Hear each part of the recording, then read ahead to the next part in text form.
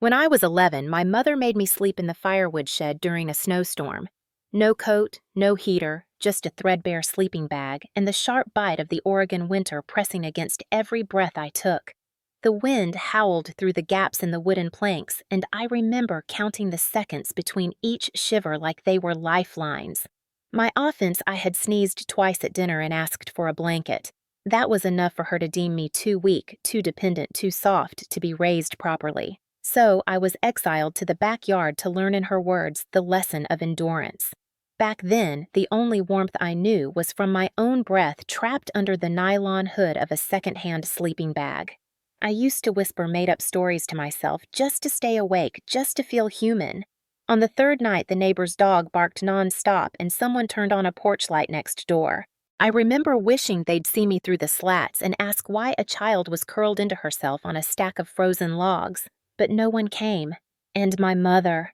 She slept inside with the thermostat set to 72, probably sipping chamomile tea and congratulating herself for raising a resilient daughter. 17 years later, my phone buzzed with a notification. It was from the facility where my mother now lived, an elder care center I had personally selected with the precision of someone who knows the system inside and out. The message was short. A temporary power outage had knocked out the heating in the north wing where she stayed. The temperature had dipped to the legal minimum and she was asking for additional blankets. I stared at the screen, then looked out my office window where the snow had begun to fall again. The irony didn't escape me. The same woman who once said cold was character, now lay in a double-occupancy room with a draft slipping through the frame of a north-facing window, begging for an extra layer. I took a slow sip of my coffee, let the warmth settle in my chest, and for the first time in years, I felt nothing at all. Not satisfaction, not guilt, just clarity. And it was colder than the storm outside. My name is Natalie Pierce. I was born and raised in Bend, Oregon, a place known for its pine forests, endless winters, and people who pretend they're more neighborly than they really are. I'm the middle child in a family of 3. My older brother Wesley was the golden boy, charming, athletic, effortlessly likable. My younger sister Leah was the fragile one, always sick with something, always needing extra care, extra blankets, extra softness.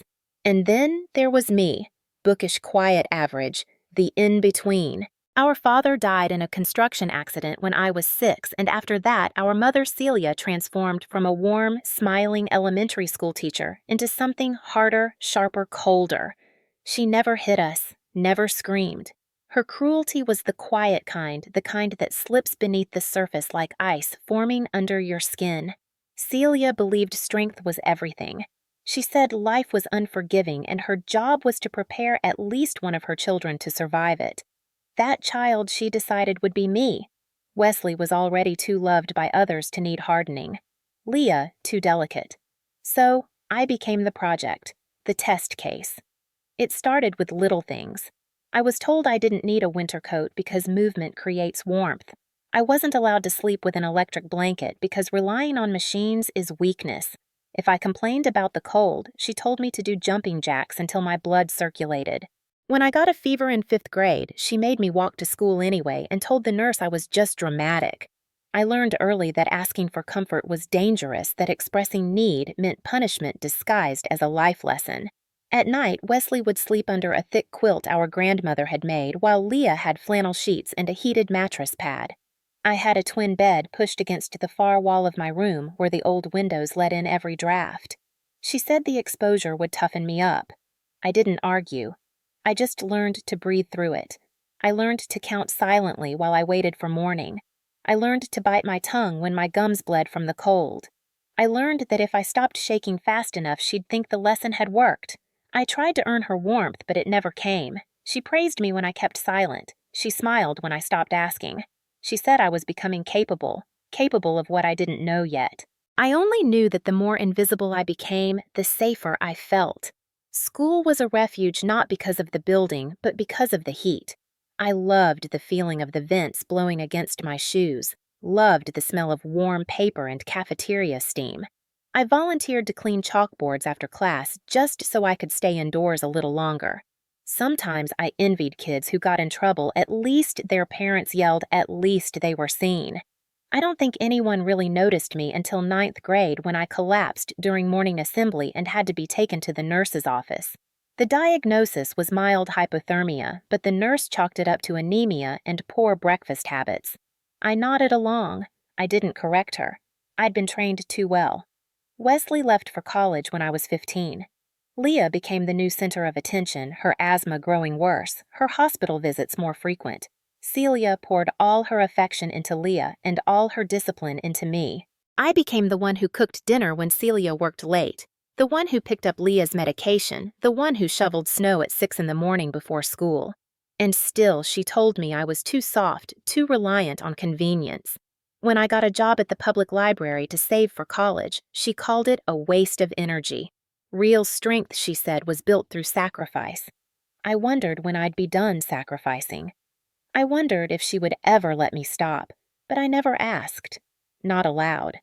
I stayed quiet, just like she taught me. I watched. I waited. I learned. By the time I was 17, I had developed the kind of resilience that goes unnoticed, the kind that looks like apathy but is really survival. I had no curfew because she didn't care if I stayed out. I had no rules because she assumed I wouldn't break them. I had no praise because silence was its own reward. When I got accepted to Oregon State University on a partial scholarship, she didn't congratulate me. She just said, "Don't expect help. You chose distance. You live with it." I said nothing. I packed my things quietly, efficiently. I left behind my childhood bed, my thin blanket, and the frost stains etched into the glass. I closed the door on that house and never looked back. But I remembered. College was my first taste of consistent warmth. I remember sitting in my dorm room during the first week of freshman year, marveling at the heating system humming through the vents. I left it on higher than necessary just to hear it work, just to remind myself that comfort wasn't a crime. My roommate thought I was a little strange, always bundling up and setting the thermostat higher than most people could tolerate, but I laughed it off. I told her I ran cold. The truth was, I'd never felt entitled to warmth before. At Oregon State, I pursued a degree in nursing, specifically geriatric care. Most students in the program preferred pediatrics or surgery, but I found myself drawn to the slow, meticulous rhythm of elder care. It wasn't compassion at first, it was fascination. I wanted to understand systems, regulations, loopholes. I wanted to know exactly how much discomfort was permissible before it crossed the threshold of abuse. I studied care facility manuals like they were survival guides. Every line about thermal regulation, every statute about room temperature, minimums, every clause about patient autonomy became a blueprint. My professors praised my precision, my diligence, my documentation. I smiled, nodded, never told them that I was building more than a career. I was constructing a fortress. During winter break of sophomore year, I went home for the first time since leaving. Celia hadn't changed. She didn't ask about my classes. She didn't ask if I'd been warm enough. She just pointed to the snow in the driveway and said the shovel was in the garage. Leah was recovering from another respiratory episode, swaddled in blankets, sipping hot tea, while I chipped away at frozen concrete. That night, Celia said I could sleep in the guest room, the same shed-like space off the back porch that had no insulation and a mattress that still smelled of mildew. I didn't argue. I went to a motel paid in cash and returned the next morning before she woke up.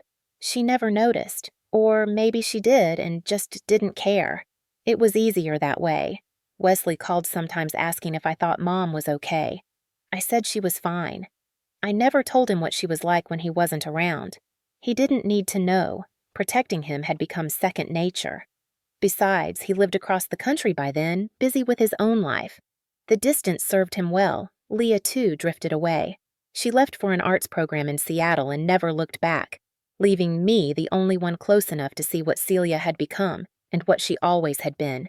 After graduation, I stayed in Oregon and took a position as a care coordinator at a private elder care facility in Eugene. I worked my way up fast, not just because I was competent, but because I understood both the policy and the politics. I knew how to speak in terms that satisfied auditors. I knew how to balance empathy with efficiency. I documented everything, protected myself with layers of protocol the way I used to layer socks to avoid frostbite. I didn't visit Celia, but I kept track. I knew she was still working part-time, that she had hip trouble, that she lived alone. I knew the risks. I also knew the timeline. The body, after all, has limits. Cold creeps in slowly, but it always leaves a mark. When I turned 26, she called for the first time in years. Her voice was lighter than I remembered. She said she'd slipped in the bathtub, that the doctor recommended rehabilitation, that Leah was too busy and Wesley couldn't fly in. "You're in the field," she said. "You know these places. Can you help me find one?" I said, "Of course." I smiled into the phone. I made notes. I told her I'd find her the perfect place. And I did. Silverwood Haven was a respected facility, high ratings, clean record, generous funding. The North Residential Wing, however, was undergoing HVAC repairs. The heating system had been flagged for review, but was still legally operational, maintaining the state minimum of 68 degrees Fahrenheit. Patients were provided with standard bedding and advised to wear layers. I arranged her placement personally. I filled out every form, recorded every disclosure. When she arrived, I was waiting with the administrator. Celia looked around, eyes sharp, taking in the neutral colors, the wide halls, the subtle chill. "Isn't it a little cold?" she asked. I smiled. "The north wing is under repair," I explained, "but it meets every regulation." She nodded, said she was sure it was fine, that she'd get used to it. I handed over a small suitcase containing 3 lightweight gowns and 2 standard robes. "I'll bring more if you need them," I said. "Of course," she replied, her voice honeyed, as if we were allies, as if she had not sent me to sleep among spiders and splinters so many years ago. I made my notes. I filed my copies. I left nothing undocumented. The days that followed were uneventful. She settled in. The staff noted she was sociable, engaging, compliant with therapy. She told stories in the dining hall, played cards, charmed the nurses.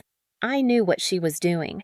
She was building the same narrative. She had always crafted a veneer of warmth that concealed the freeze beneath. Then the complaint came. A formal inquiry was filed with the State Elder Affairs Department, alleging possible environmental neglect. The complaint was anonymous, but cited details only someone on the inside would know. I received an email notifying me that an inspector would be visiting. I closed the message, took a breath, and reviewed every single document I had submitted. Everything was in order. Everything had been designed to be. The inspector arrived on a Thursday morning just after the snow had started to melt into slush. He was polite, methodical, and carried a clipboard with checklists that matched the ones I had memorized years ago. I led him through the facility, answered his questions with calm precision, and made sure he saw everything exactly as it was. The north wing was chilly but legal. Thermostats read 68 blankets were regulation thickness, and staff protocols were followed to the letter. When we reached Celia's room, she was sitting by the window with a shawl over her shoulders and a soft expression on her face. The inspector asked if she had any concerns. She smiled faintly and said only that she hoped the repairs would be finished soon, that she was fine, that her daughter had chosen this place with great care. Her performance was flawless. She planted the seeds without ever stating the accusation outright. The inspector thanked her, made a few notes, and moved on. I stayed behind. As the door closed, she looked at me with a kind of quiet triumph. "Clever girl," she said, not unkindly. "You always did know how to play the long game." I kept my face neutral. "I'm ensuring your care is appropriate and within all regulatory standards." She leaned back in her chair, eyes glittering. "Of course you are." I left the room and went directly to my office. I pulled her file again, reread every line, every signature. I knew what she was doing. She was building a case through implication, using her charm and her history to fabricate a story of quiet suffering. And it might have worked if I hadn't learned from the best. Over the next week, I began documenting small things. Residents in the North Wing who said they preferred the cooler temperature. Nurses who mentioned that Celia often removed her robe, claiming it was too heavy. Staff who noted that she stayed in the dining hall, the warmest room in the building, far longer than necessary. Each observation went into her chart, attached with timestamps, signed and verified. I didn't fight her directly. I simply built a better file.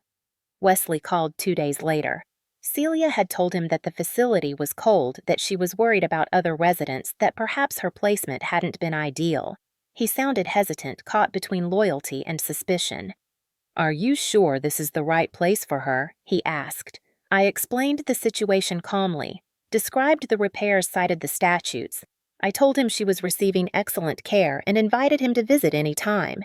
He said he might try to come next week. I told him I'd schedule time to show him around. That Friday, Celia skipped physical therapy. The nurse noted that she claimed her joints were stiff from the cold.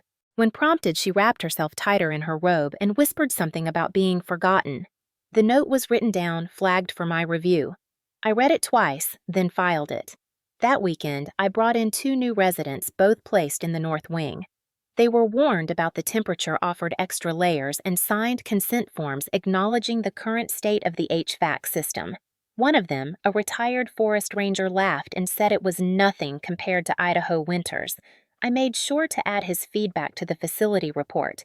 Every dot connected, every line held. On Monday, a small incident occurred. Celia's heater appeared to have been tampered with. Maintenance found the circuit had been disrupted, subtle, not enough to cause danger, but enough to reduce heat output. The technician fixed it within an hour. I asked to see the report. I added a note of my own suggesting the resident may be manipulating her environment to support a narrative of neglect. It wasn't an accusation, just a hypothesis. A professionally stated observation. Tuesday, Wesley arrived unannounced. I met him in the lobby, gave him a tour, walked him through the protocols. He was cordial, but distant, obviously unsettled. When he reached Celia's room, she lit up like a firecracker. She clung to his hand, her voice trembling just enough to make it seem unintentional. "It gets so cold at night," she murmured, "not just the temperature, you know, the silence." Wesley looked at me with something like doubt. I met his eyes and said nothing. Later, he pulled me aside. "She's different," he said. "Not like when we were kids. I don't know if it's age or something else." I told him gently that aging affects people in different ways. That perception can shift, that sometimes the stories we tell ourselves become more real than memory. He nodded, unconvinced. Before he left, he hugged Celia and promised to call. She thanked him, said she was so lucky to have children who cared. I stood at the doorway, watching the scene unfold like a play I'd seen too many times. After he left, she turned to me. "You're very thorough," she said. "But even perfect records can't hide intent," I replied evenly. "Intent is irrelevant when the system functions correctly." She smiled, slow and quiet. "You sound just like I did when I taught 4th grade. Rules above reason, policy over people. And look where that got us." I walked away before I said something I couldn't take back. That night, I went home, poured a glass of wine, and stared out my apartment window. Snowflakes drifted under the streetlights, soft and silent. My phone buzzed. It was an internal notice from the regulatory board. The inspector had closed the complaint. No findings, no violations. Case resolved. I sat down and exhaled. The first move had been hers, but I was playing the long game. She wanted warmth. She wanted rescue. She wanted redemption. But all I had ever wanted was the truth to hold weight. Now it did, cold as it was. The complaint may have been closed, but the battle was far from over. Celia had always been patient when it came to crafting narratives. She didn't need to win immediately. She only needed to sow enough doubt that others would question what they thought they knew. Over the next week, I noticed small shifts.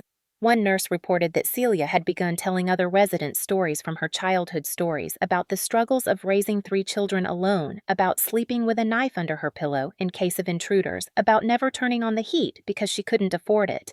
Some of the details were true. Most were not, but truth was never her weapon of choice. Sympathy was. She knew how to frame herself as the resilient widow, the woman who endured quietly, who sacrificed for her children. By the end of the week, she had 2 women from the West Wing bringing her extra tea bags and a gentleman from the therapy room walking her to bingo. When I passed her in the hallway, she nodded politely and said nothing, but her eyes followed me with a quiet challenge. I met with Barbara, the facility director, to discuss the growing social dynamics. Barbara had always been supportive, but even she admitted that Celia had a certain presence. "The other residents like her," she said. "They find her compelling." "That's her skill," I replied. "She builds alliances while playing the victim." Barbara raised an eyebrow. "Do you think she's trying to undermine you?" "I think she's trying to rewrite her story," I said. "And I won't be the villain just because I didn't let her control the ending." Barbara nodded and agreed to monitor interactions more closely. She trusted my judgment, but even trust had its limits. That Friday, I found Wesley sitting in my office waiting for me. He held a manila folder in his lap and looked like he hadn't slept. "We need to talk," he said. I closed the door and sat down. "About Mom." He nodded. "I've been researching other facilities. There's one closer to my home in Chicago. It's warmer, smaller, more personal. I want to move her." "That's not a simple process," I said. "She's mid-treatment. Relocation could disrupt her recovery." "I'm willing to cover the costs," he replied. "I just don't think this place is working," I asked him plainly. "Did she say something?" He looked away. "Not directly, but I can tell she's unhappy. And maybe you two just shouldn't be in the same system. Maybe the past is interfering with the care." I sat still, heart pounding but face composed. "You think I'm punishing her?" He didn't answer. I looked at the folder in his lap. The Chicago facility had nice brochures, staged photos, words like warmth and community in bold font. But I knew better. I'd done my research years ago. The facility had a history of over-medicating patients and failed 2 nutritional audits. I told him so. He shrugged. "At least she won't be cold." I wanted to scream, but I didn't. I simply nodded and said we'd begin the paperwork, knowing it would take time. Too much time for him to act without second-guessing. That evening, I visited Celia's room unannounced. She was writing something in a notebook, her handwriting small and slanted. "Planning another campaign?" I asked. She looked up unfazed. "Just journaling. Memory is fragile at my age." I stepped closer. "Wesley wants to move you." She smiled faintly. "Of course he does. He wants to be the hero now. You played him well." "I didn't lie," she said. "I let him believe what he already wanted to believe." I stared at her, the woman who once told me tears were a waste of water. The woman who watched me shiver on the floor and called it discipline. Why now, I asked. Why start this war when we could have stayed distant, separate? "Because she said you put me in the cold. I placed you in care," I corrected. "You chose the facility," she replied. "You chose the wing. You chose the blankets, the gowns, the thermostat. You made every choice just inside the line of decency." "I gave you what you gave me," I said quietly. "Nothing more." She looked away out the window. The sky had turned gray again. Snow was coming. For a moment, she looked old, truly old, not just aging, but diminished. Then she spoke again, voice softer. "You think you're different from me, but you're not. You just use rules instead of silence, systems instead of guilt." I watched her for a long second, then turned and walked out. The next day, Barbara received a second anonymous call. Another inquiry, this one claiming retaliation, suggesting a conflict of interest. I sat with her as she reviewed the notes. She was calm but cautious. "I trust you," she said. "But the state may want to follow up." "I understand," I replied. "I welcome oversight. Let them inspect. Let them interview. I have nothing to hide." The following morning, Celia was moved temporarily to the medical wing due to complaints of dizziness. Her vitals were fine. She refused her breakfast, claimed the cold made her nauseous. Nurses documented her condition. I reviewed the notes, adjusted her care plan, and recommended observation. The file grew thicker. My defenses grew sharper. That afternoon, Wesley called again. He'd spoken with the Chicago facility and was ready to begin transition. I told him we'd need a physician's release and insurance clearance. He agreed to handle it.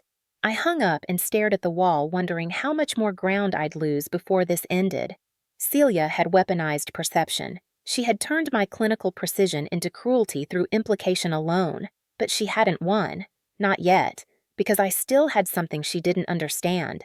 Time, patience, and a mastery of the very system she thought she could bend. The first snow of December came heavy and wet, blanketing the facility grounds in quiet white.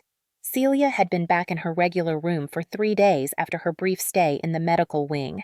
According to the staff notes, she had resumed her routines. Bingo group meals, the occasional walk with assistants, but something about her behavior had changed.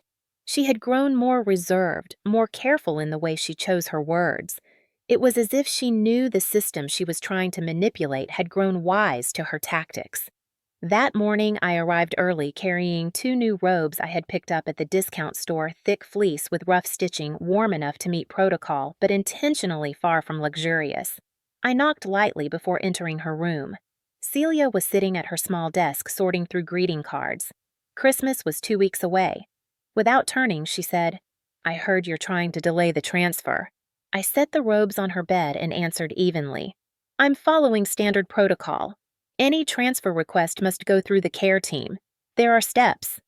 "You know that." She finally looked at me, a small smirk pulling at the corner of her mouth. "Of course. You always did love your steps." I gestured to the robes. "These should help with the temperature." She touched one of them briefly and said nothing.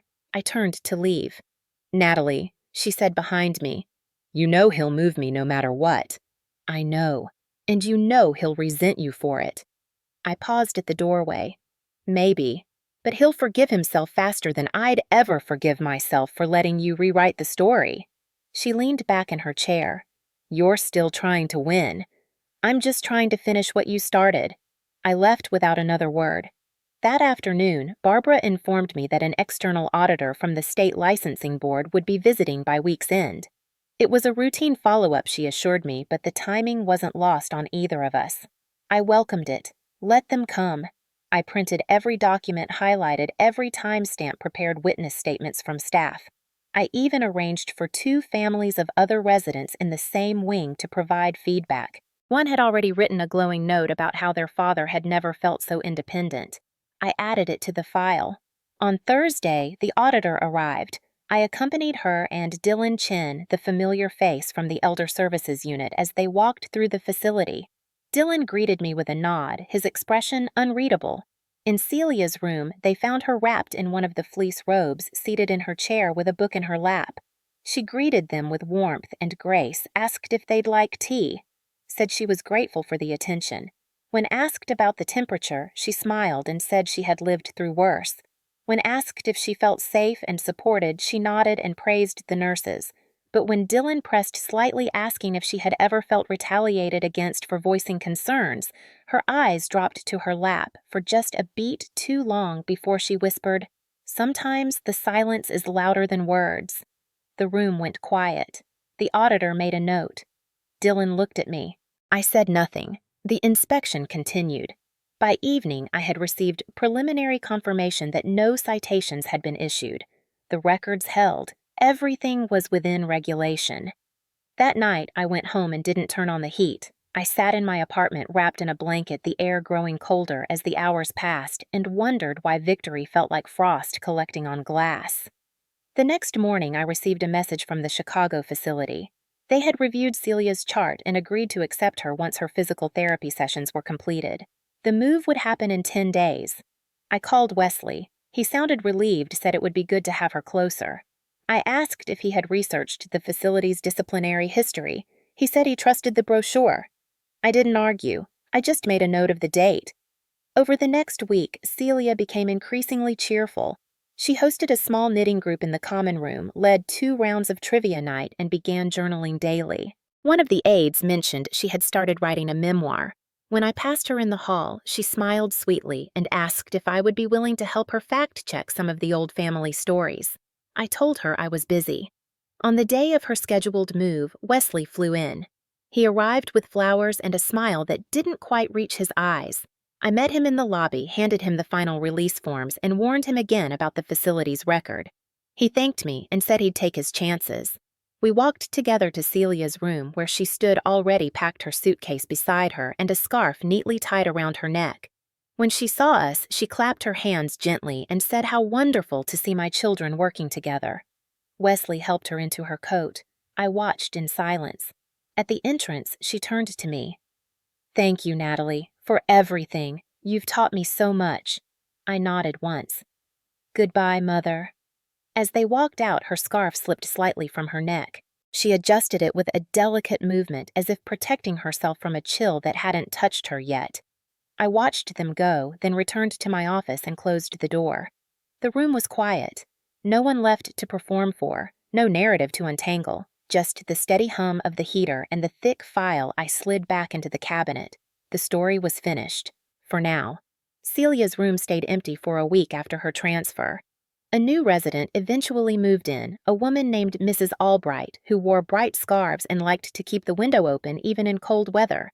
She never complained about the draft. On my rounds, I would sometimes glance at that north-facing window and remember the first time I stood there watching my mother shiver beneath a government-issued blanket, her lips pressed into a thin line of pride. Now someone else sat there humming softly while crocheting mittens. I visited my remaining clients, updated charts, attended 2 facility board meetings, and began intake planning for new winter arrivals. Everything resumed its rhythm. Professionally, I had done everything right. Every form was in place, every policy followed, every standard upheld. Yet something unsettled lingered beneath the surface, a feeling that grew sharper each time I passed by Celia's old room, or heard one of the residents mention her with a fond smile. They remembered the charm, the way she made them laugh, the stories she told about raising a family through hardship. No one asked about the cold. No one remembered her complaints. She had rewritten her part in the play, left behind a script that painted her as both survivor and saint. And I, the daughter who knew the backstage darkness, had been written out before the curtain call. I didn't contact her. I didn't call Wesley either. I didn't need to. Updates came in small waves, a forwarded email from the Chicago facility confirming her participation in group activities, a note that she had requested warmer lighting in her room, a message that she had started a resident poetry circle. I filed them away unopened. Then came Christmas Eve. It had snowed again, heavier this time. The facility was quieter than usual, families visiting in shifts, staff wearing festive sweaters, hot cider in the break room. Barbara found me reviewing charts and asked if I was joining the team lunch. I declined. She watched me for a moment, then said I saw Mrs. Patterson's new facility sent a holiday card. It's in the admin basket. I nodded but didn't move. You sure you're okay? She asked gently. I'm fine. I'm always fine. She left it at that. Later, when no one was around, I retrieved the card. The envelope was cream-colored, elegant, addressed in handwriting I recognized immediately. Inside was a simple message, wishing you warmth this season. Love, Mom. I stared at the words, their neat loops and practiced flourishes, and felt nothing. Not rage, not forgiveness. Just the familiar coldness that had once lived beneath my skin, now drifting like mist along my ribs. I placed the card back into the envelope and set it in the shred bin. 3 days later, Wesley called. He sounded tired. She's not adjusting well, he said. Says the food is bland, the staff are inattentive, the room's too hot. She misses the other residents from Silverwood. I remained silent. He sighed. Maybe I was wrong. Maybe you were right all along. Maybe warmth isn't enough. I said it never was. He asked if I thought we should consider moving her back. I told him the bed was still available, though it would be on the warmer west wing now. He said he'd talk to her. I didn't follow up. On the morning of the new year, I received an email from the intake coordinator in Chicago. Celia was requesting a return transfer. She cited emotional connection, familiarity, improved conditions at Silverwood, and a desire to complete her therapy regimen. The file was professionally phrased, impeccably constructed, clearly influenced by someone who understood the system. I approved it within the hour. When she returned, she brought only one suitcase. I wasn't there when she arrived. I saw her the next day during my rounds. She was seated by the window in her new room in the west wing, sunlight touching the edge of her chair, her hands folded neatly in her lap. She looked up when she saw me and said, "You kept my spot warm." I replied, "That's my job." Helen, her new roommate, welcomed her back with a cheerful wave. The staff noted that she had adjusted, resumed her routines, showed consistent participation. She never mentioned Chicago. She never mentioned Wesley. She never asked about the card. Life resumed again. Clean charts, scheduled therapies, quiet compliance. Every 2 weeks I reviewed her progress. Every month I signed her recertification forms. Every quarter I submitted her outcome reports. Her name became a line on a spreadsheet, a documented success. One Tuesday, months later, I stood outside her door watching as she played dominoes with 2 other residents. Her face was calm, her voice steady. She wore a new robe, one she had chosen herself. I turned away and walked down the hall. Outside, it was snowing again, the soft kind that dusted the world without warning. I paused near the entrance, watching it fall. Behind me, the building hummed with quiet machinery. Warm, efficient, controlled. I wrapped my coat tighter, not because I was cold, but because I remembered what cold had taught me. I no longer feared it. I had lived inside it long enough to understand its language. My mother once believed that cold made you strong. I had learned that cold makes you quiet, strategic, exact. It teaches you to survive. And when the time comes, it teaches you to make others feel what you once did, perfectly, measured carefully, legal, undeniably cold. Spring arrived slowly in Oregon, the snow melting in hesitant patches, the trees uncertain whether to bloom or stay bare a little longer. Life at the facility carried on with its quiet rhythms, morning stretches in the common room, card games in the afternoon, the hum of rolling carts and scheduled medications. Celia remained steady through it all, no longer staging performances or planting suspicion. She smiled politely when staff passed by, made polite conversation during meals, and took her prescribed medication without complaint. To the outside observer, she had settled in. But I knew her better than anyone. I watched the way she sat at the edge of her chair rather than leaning back, how she adjusted her sleeves, slowly buying time before speaking. She had not surrendered. She had only accepted that this round she had not won. That realization alone gave her the space to perform peace. I saw it in the way she praised the facility during family visits, saying how nice the team was, how good the food had become, how happy she was to be near people who understood her. To anyone listening, it sounded like gratitude. To me, it sounded like warning. One Friday afternoon, I found her alone in the sunroom, looking out at the garden where a few tulip shoots were beginning to push through the soil. I paused in the doorway. She didn't turn. I said they should bloom next week if the temperature holds. She replied, maybe this year they'll last longer. I walked in, sat in the chair beside her, neither of us rushing to fill the silence. After a while, she asked, "Do you think we've become what we feared?" I didn't answer right away. She continued, "I wanted to make you strong, you know. I wanted one of you to make it without needing anyone. I said I know what you wanted. I just don't think you understood what it would cost." She turned, then really turned, and looked at me with none of the old sharpness, only the calm weariness of someone who had run out of stories. "And do you think you've become strong?" I held her gaze. I became what I had to be. She nodded once. Not approval, not regret, just acknowledgement. We sat in silence again. Not the kind that punishes, but the kind that exists when two people finally stop trying to convince each other. Eventually, I stood. "My rounds aren't done yet." She said, "I'll be here." I nodded and left. At the nurse's station, I signed off on her chart, updated the medication log, checked the latest feedback notes. Everything in order. Everything complete. That evening, I sat at home with the heater off. Not out of punishment, not from habit, but by choice. The chill in the room was faint, barely noticeable, but familiar enough to remind me of who I had been and how far I had come. I poured tea, let it steam in the quiet, and thought about the phrase she'd used. Become what we feared. I didn't fear her anymore. I didn't need to. She was no longer the towering figure who controlled my warmth or dictated my worth. She was a resident under care. A woman documented, observed, supported. And I was the one holding the clipboard. The power she once had was gone, not because I took it, but because I stopped needing it.